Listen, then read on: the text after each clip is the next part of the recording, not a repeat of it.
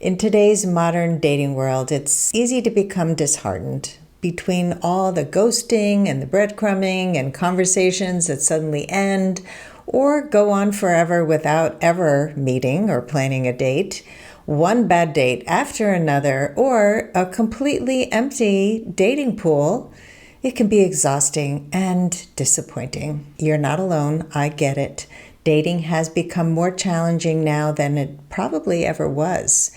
Fortunately, I have 5 tips and tricks that you can use to help make dating great again. The first tip is to stop accepting bad behavior. Maybe the person didn't call like they promised. Maybe they canceled plans at the last minute again. Or maybe they've been emotionally distant, signaling a big shift from how things used to be.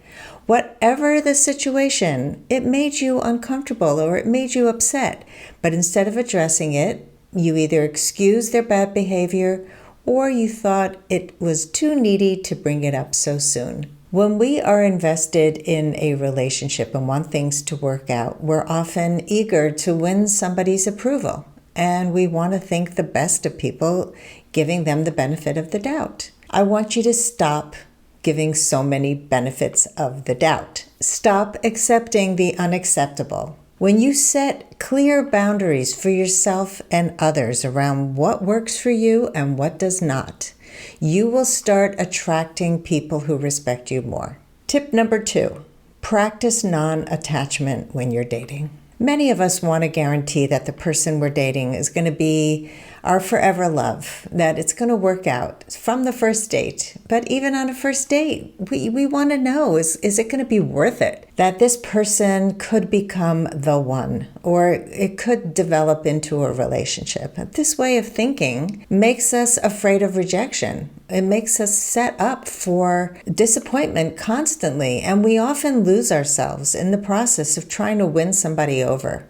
The hard truth is that there are no guarantees at all in life or in love, but dating with non-attachment means that you have a robust life outside of dating. It ultimately takes the pressure off and allows you to just be present without depending on anything or anyone to validate you.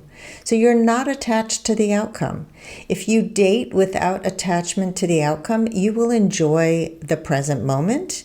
You will find some value in every date that you have, or even in not dating. Tip number 3, challenge negative thoughts and beliefs when you're dating. After you've gone on a series of dates without feeling attraction or any type of connection, you might begin to feel hopeless about ever finding a match.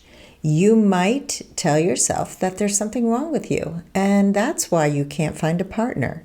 Maybe I'm not attractive enough. I'm too old. I don't own my home. I don't make enough money. My job isn't interesting. I'm boring. We can tell ourselves so many things that are not really true. Remind yourself that you're looking for one special connection, and dating is filled with people who will not be a good match.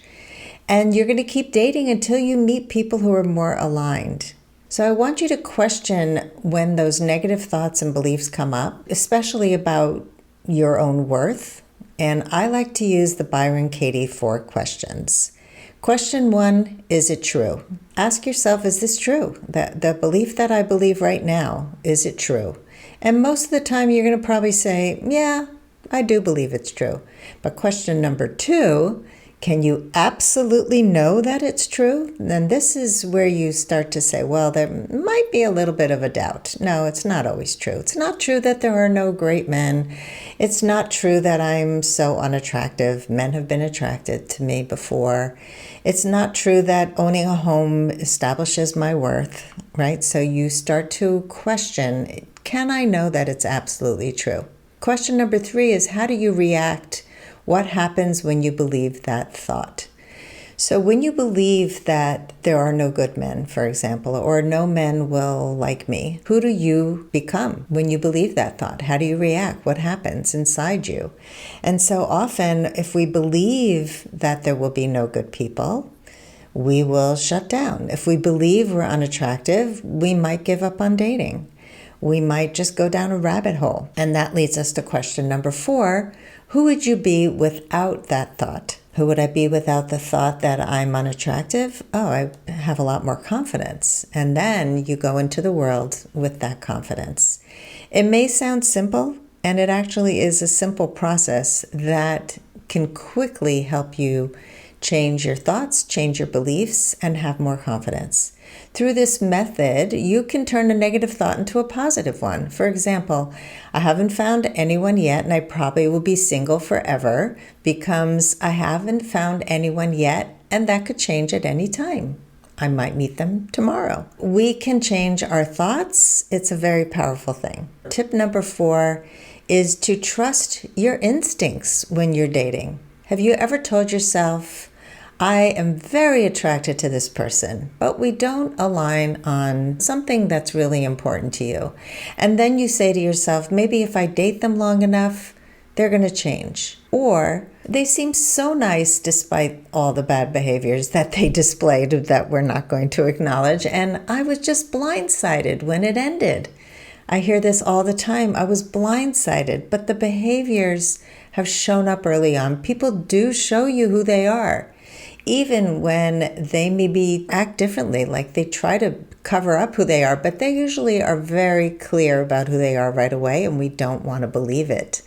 This is the information that your internal compass picks up pretty easily. Pay attention from the very start when you're dating, especially before you become intimate. If you're feeling uncomfortable around somebody that you're dating, speak up right away. Say something. And if it's clear that it's a deal breaker for you, walk away and find somebody who makes you feel safer, who makes you feel good in your body. Trust those instincts. Step number 5 is to be patient. While you want to fall in love, you don't want to partner with just anyone. You want to fall in love with somebody who adds value to your life and sees and accepts you for who you are, who makes you feel safe, who makes you feel cherished. If you try to hurry love with the wrong person, nobody wins. In fact, as much as we put ourselves out there to meet people in real life, or as carefully as we write our dating profiles and post amazing pictures, life can still be a mystery, and love can take time. Inner work is really important. We can't control who we're going to meet and when we're going to meet them.